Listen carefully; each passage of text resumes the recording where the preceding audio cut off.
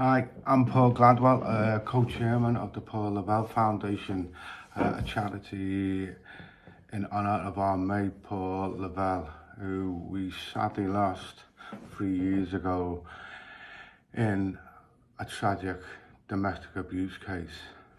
When we lost Paul, the first option came from our co-chairman, who said, should we start this charity in honour of Paul's name?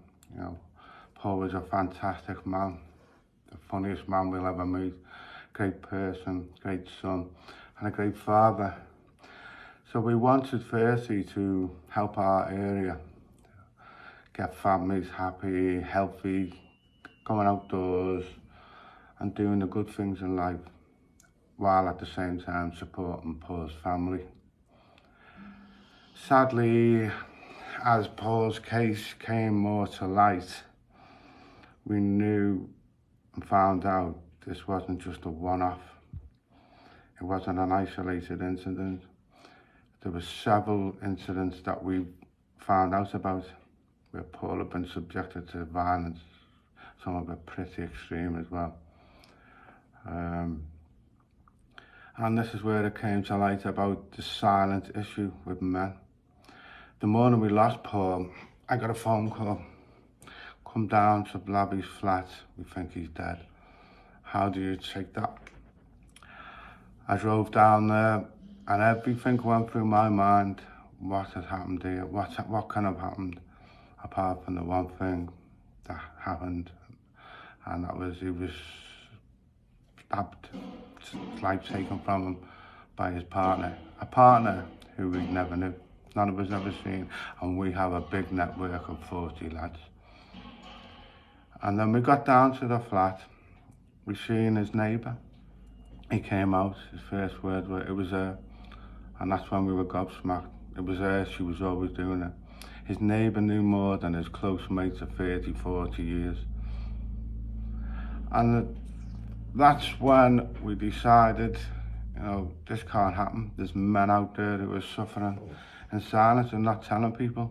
Paul came to my house 2 months just before he lost his life.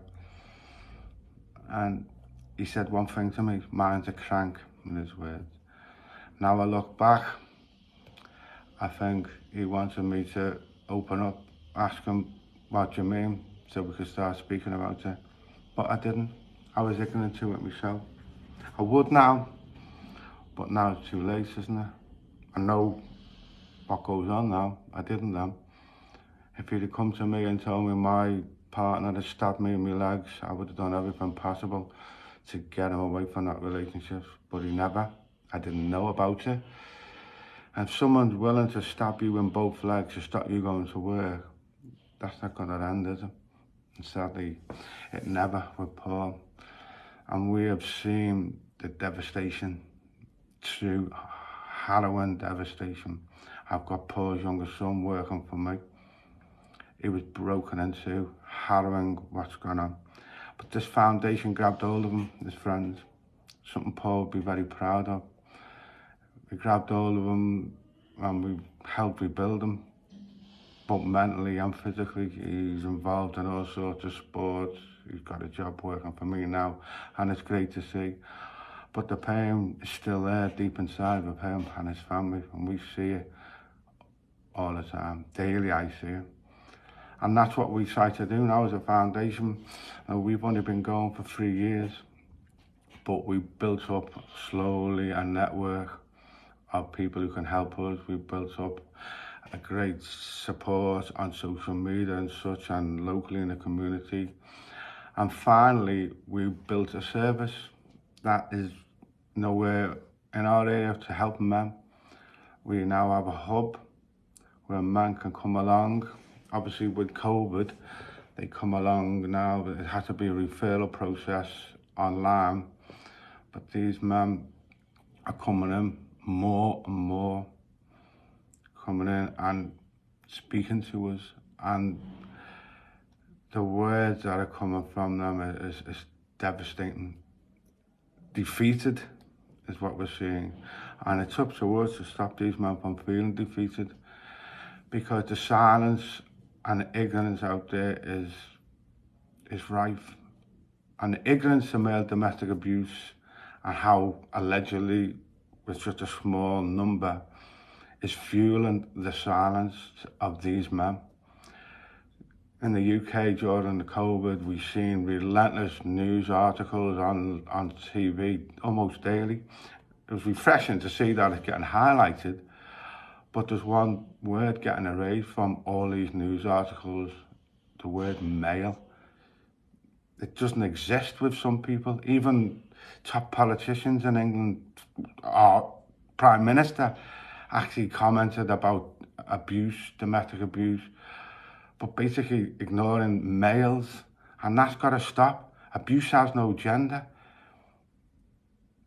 And this is what we're seeing all the time online too, a battle between men and women, and we don't want that.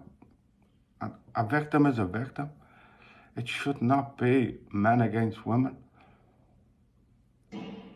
But this is what we're all here to do, to let people know it's happening to men, and it's happening a lot more. As we know, in the UK, last year, 786,000 men were victims of domestic abuse. That's not some small figure. That's 33%, 1 in 3. Men are just remaining too silent. And since COVID, as the lockdown has ended in the UK, we're getting more and more opening up to ourselves. I've been speaking to a couple myself over the past couple of weeks, and it's horrible. They just feel they're going to lose everything, their family, their houses, and the sad thing is the perpetrator knows this too. Who's going to believe big you over little me if you go and call the police? That's what they say. And that puts these men off from opening up.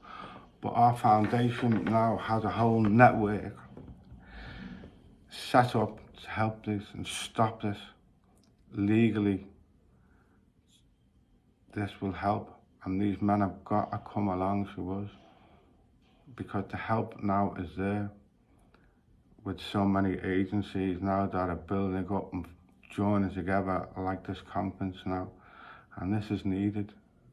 And we've just got to keep banging that drum, which we are doing. And we think we as a foundation in our area are making a difference, very much so, on social media, and in just a short space of time, 3 years, the difference is starting to show.